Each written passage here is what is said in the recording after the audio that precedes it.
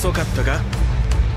いや、ぴったりだぜ、父ちゃん。 When our heroes are on their last legs and it feels like there's no hope left, there's nothing better than backup arriving just in time to turn the tide of the battle. It just hypes you up to the extreme. So here are the best moments when reinforcements arrive in anime Volume 2. Starting off our list is Sword Art Online, specifically when reinforcements arrive during the War of the Underworld.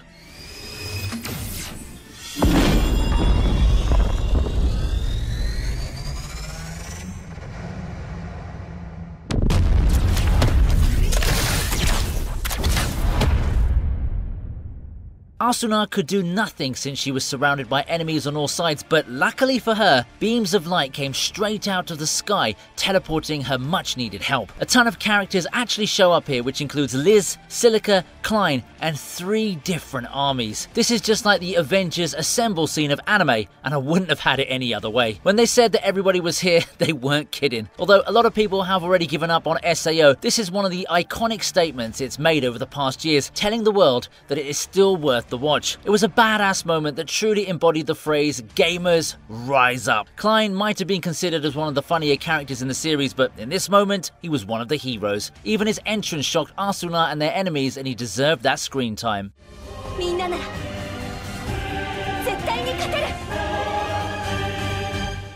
Next up, we have another iconic scene, and it's when Briggs' forces arrive in Full Metal Alchemist Brotherhood.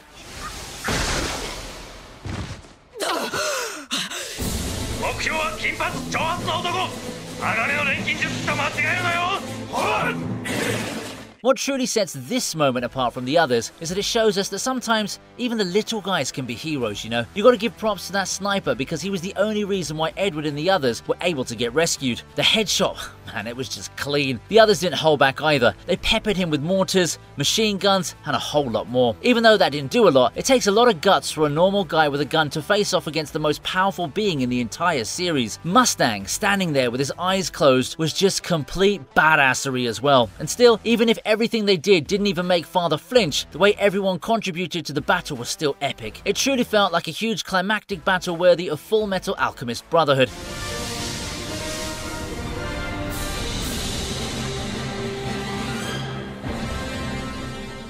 Moving on, we have a relatively new series that's starting to take the industry by storm. Let's take a look at the moment when the Furin students save Sakura in Windbreaker.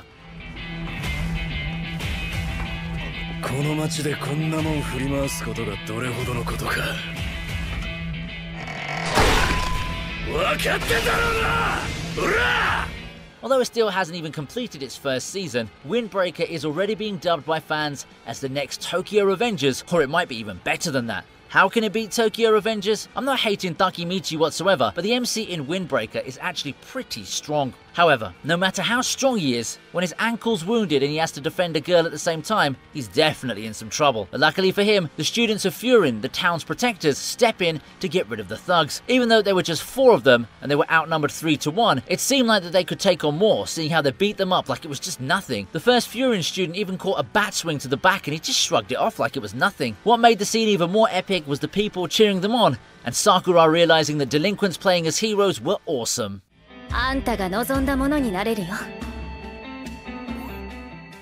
Now we're travelling all the way to the medieval ages, where vampires roam the night as Alucard arrives just in time in Castlevania Season 4.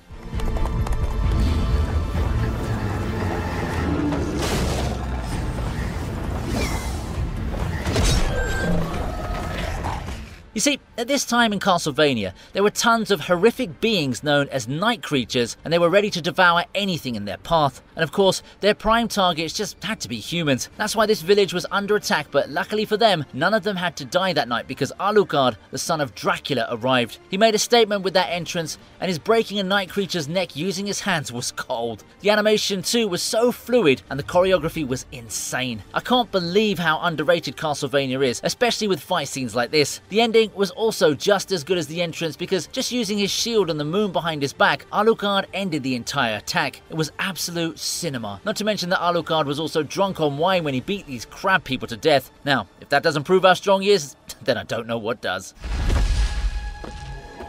From one fantasy series to another. Next, we have the moment when Frieren and Fern help the mages beat Frieren's ultimate clone.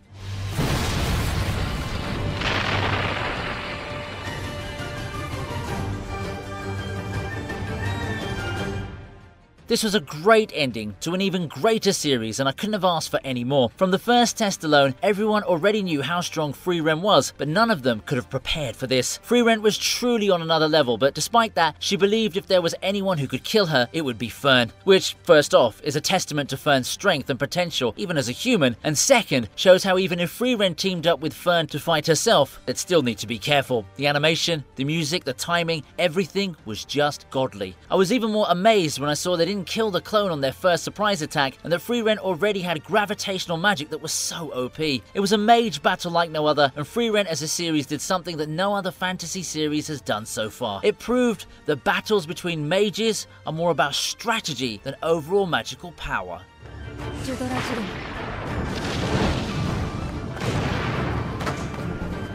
I mentioned Tokyo Revengers before, and now it's here with the moment when Mikey and Draken arrive to fight Tenjiku.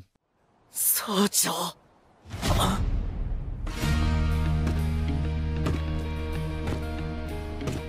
Now, I know you may have thought that the battle against the Black Dragons was a better choice, but in my opinion, them arriving at the perfect moment when Takemichi and the First Division were outnumbered by the most dangerous thugs in the series wasn't only important to the plot, but was just as surprising. You see, before this, Mikey's sister died and both Draken and Mikey were out of commission. This was also the time when Izana and Mikey fought and Takemichi finally landed a punch on Kisaki. Takemichi carried the fight at the beginning and Mikey was going to end it. You could see Takemichi's character development, and my man didn't even scream after getting shot in his foot. The entire moment was full of emotion, and it actually proved that not giving up can be worth it. Also, Takemichi holding his hand up as Mikey stood behind him actually had a lot of foreshadowing that I'm not going to spoil for you. My boy Takemichi didn't lose until the end, even if he was fighting a losing battle.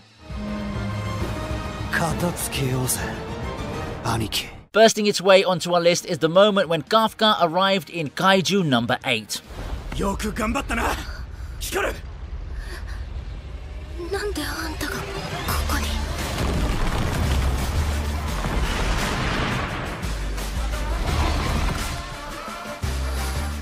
Now, Kaiju number 8 is a relatively new series that just came out this 2024. It's kind of Pacific Rim, the anime, but instead of giant robots fighting giant monsters, it's humans wielding conventional weapons that are embedded with the organs of kaijus, which can recreate a kaiju's power. But our MC isn't one of those. Instead, he can transform into a kaiju himself. Our girl Kikoro was just about to get killed by a kaiju's powerball, but Kafka arrived and saved the day, and man, he didn't disappoint. His transformation was so awesome, and in just one punch, he blew the gigantic monster until only its legs were left. The animators went crazy on this one and might have learnt a thing or two from One Punch Man. It was a short but godly moment that showed us not only the potential of the MC's abilities, but the entire series as a whole. Who doesn't love watching an anime about giant monsters with amazing animation?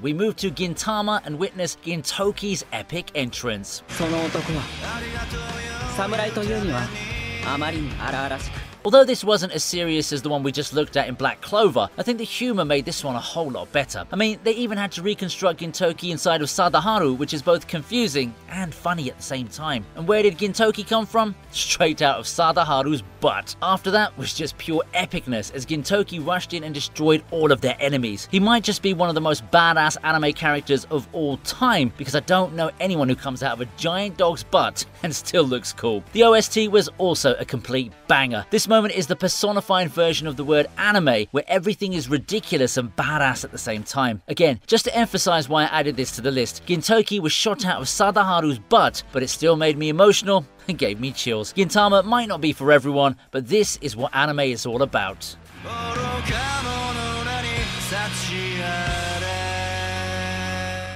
Now, if you thought that was bizarre, then wait until you see this one where Jotaro returns in JoJo's Bizarre Adventures Stone Ocean.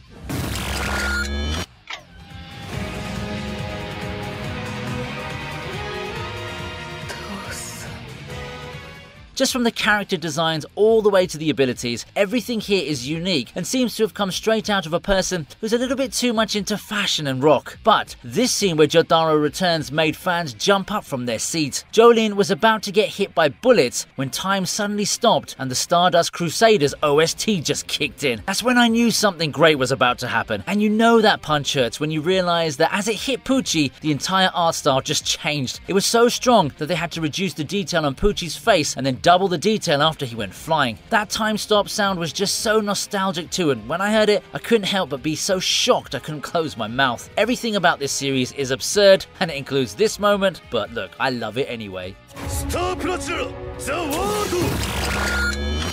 As we approach the second half of this list, may I request for you to like this video and subscribe to the channel. You know, about 80% of the viewers enjoy watching our videos, however, haven't subscribed yet. It's going to take you just a second and it will really help me out with the channel. Thank you. Funnily enough, this next moment has something to do with fashion as well, and it's when Best Genius saved the heroes in My Hero Academia.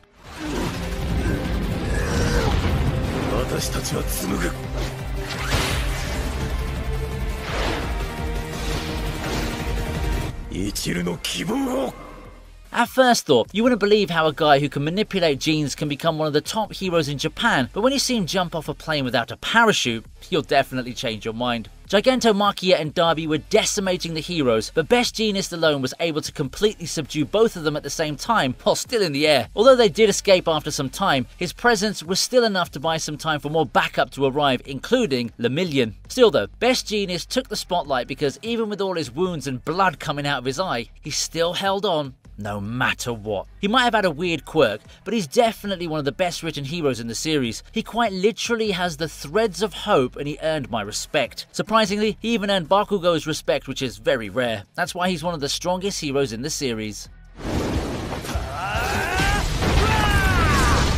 Moving on to another very popular series, we have Demon Slayer when Tengen arrives and saves his wives from Daki.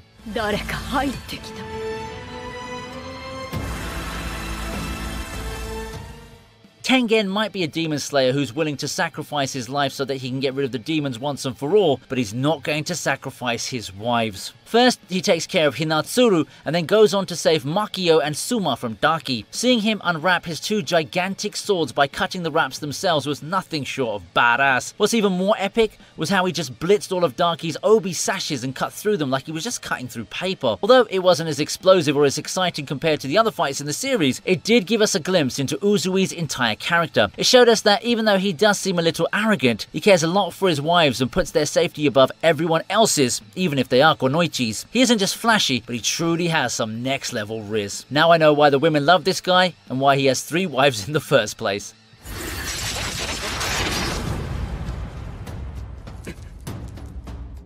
Let's not stop talking about fast and deadly dual-wielding swordsmen because we have Levi when he saved Eren and Armin in Attack on Titan.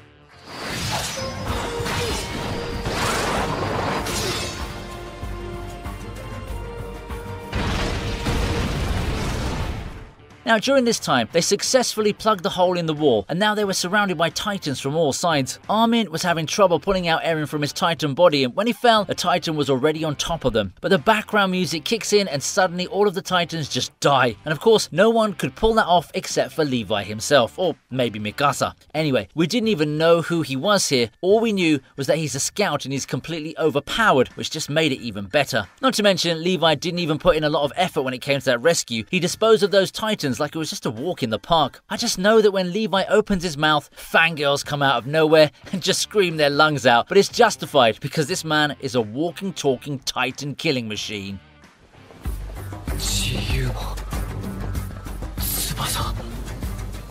What's a list of epic moments if we don't add the iconic Naruto series? So that's why we're going to talk about when the Hokages arrived to fight the Ten Tails during the Great War.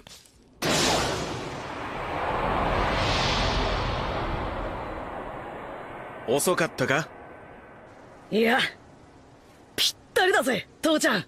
Now, to be honest, if it weren't for them, the entire alliance would have just been wiped out. They put up so many earth walls, and even the Eight Tails had to step in, but they would have had no chance. Not until Minato single-handedly teleported the entire attack to the sea. This was the most powerful team up in the series, and it was so good that Madara even got hyped up at seeing Hashirama. Seeing all of them fight together was a once-in-a-lifetime experience, because never in my life would I have imagined that this would happen. Although they weren't the ones who fought, and the moment was given to the former members of Team 7, it was just breathtaking to see them arrive on the battlefield. I have to say that this moment will forever go down in history as one of the greatest in anime.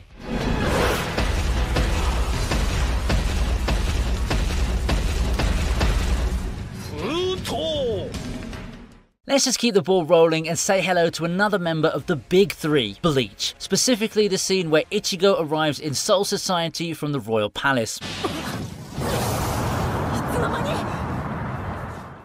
Now, why would the Soul Reapers even need Ichigo when they had Kenpachi? Well, it turns out that Zaraki has all been worn out and there's no one else that's OP that's standing in front of the Quincy's. Well, no one except Ichigo, that is, because my man just burst out from the sky and made sure to completely beat down anyone who stood in his way. He was so strong that almost everyone even noticed his spiritual pressure. He even did it so casually as well, to the point where he had the time to have a little chat with Kenpachi. I know Ichigo may not be the strongest in his verse, but for this moment, it looked like it was going to be unstoppable. His aura here truly had that MC vibe, and it was just so badass too when everyone considered him the #1 special threat. Now that's how you make an entrance.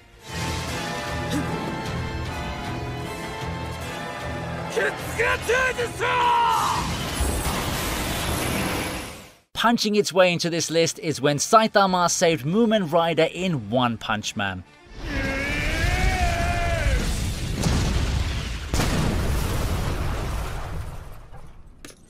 Some need armies or an entire roster of characters, but in this series, you only have one bald dude that wears a yellow suit and white cape. First things first, I just want to applaud Mumen Rider for facing off against that terrifying monster, and secondly, the Deep Sea King shouldn't have hit Saitama's bald head. The people even doubted him at first, but with just one punch, Saitama instantly blew a hole through its upper body and even changed the entire weather. It's like a player doing all the annoying side quests, reaching level 100 and then beating the first boss in the game. Saitama didn't even use his serious moves, he just stood there and punched him like how you'd shadow punch with your sibling. I was worried a bit when the animation added a lot of detail to the Deep Sea King, but turns out you just need an egg-shaped head to be one of the most overpowered anime characters of all time. What's even funnier is that he thought it was all lame.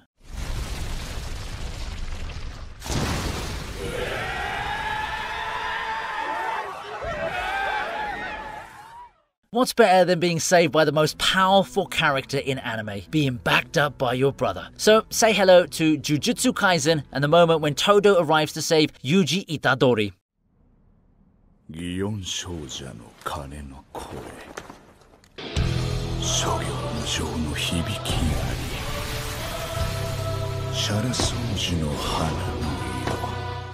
I swear, whenever these two pair up, every fight just becomes 1,000 times more exciting. Yuji was on the brink of despair on this one after losing Kugisaki, and Mahito even landed a black flash on him, but look who came to the rescue. Not gonna lie, the entire fight that led up to this was full of hype. He went full My Hero Academia on Mahito just by throwing a rock. The animators went wild on this one, and they didn't care if it was over the budget because they had to do it. You have to remember, Todo is just another student, and Mahito is a special grade cursed spirit that could kill almost anyone he faces. There's nothing like brotherly love to bring out some severe emotional trauma. Todo is just a walking hype man, and I wish I had someone like him in my life. Todo's entire purpose in life is to worship Takara-chan and give Yuji some hope.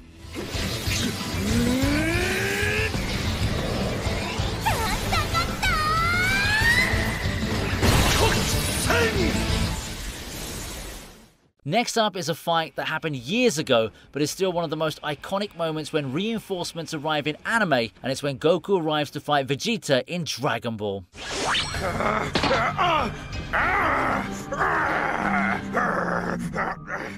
Now, I didn't add it here just purely out of nostalgia, but it's because it deserves this spot. Vegeta beat Piccolo and Gohan was about to be turned into a pulp, but Goku came out of nowhere and took Gohan out of harm's way. The only way I can describe this scene is that it aged like fine wine, and it's easily one of the best scenes in the entire Dragon Ball franchise. This very series defined our childhoods, and I know that when you came up to this moment, you were jumping on your sofa like the kid you were. It may be short, but its impact lasted for generations. When Vegeta looked up, it wasn't a bird, it wasn't a plane, it was Goku.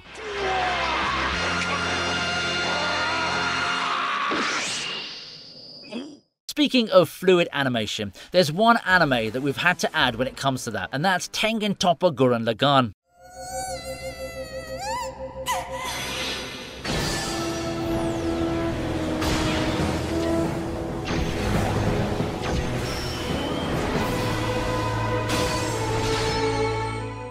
More specifically, the moment when Team Daiguren fought Anti-Spirals. The entrance they made as a massive drill came out of Nia's ring, followed by a robot transformation that looked like Power Rangers had a baby with the Transformers movie, was absolutely stunning. Even Anti-Spirals couldn't comprehend what was happening because there was no way they could have escaped from the extra-dimensional labyrinth. Up to this day, it still hypes me up seeing the entire battle, especially since the entire mech was just as big as the universe itself. See, this is what a true fight looks like, and them saying, "Who the hell do you think you are?" gave me goosebumps. When normal people fist fight each other, Simon and his team fight literal gods, and I'm here for it. The entire battle following it was just too good. I'd even consider going as far as to consider this a peak anime moment when reinforcements arrive, if not for the first one. Last but not least, we're going to talk about Luffy and the others when they saved the scabbards in One Piece.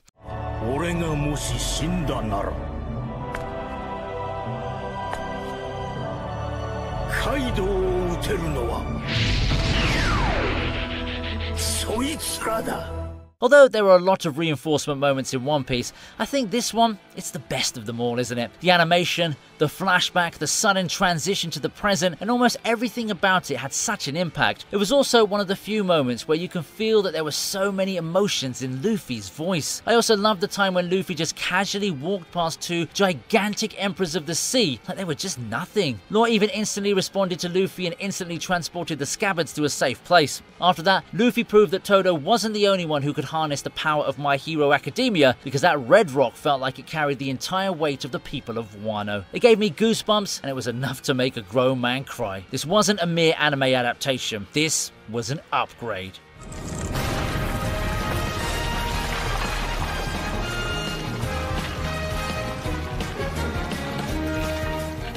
And that ends our video on the best moments when reinforcements arrived in anime Volume 2. But if you thought that was cool, then we have a ton of videos waiting for you. Just head over to the channel and choose a video if you're liking. And if you liked this video, make sure to like, subscribe, and click the notification bell for more videos like this one.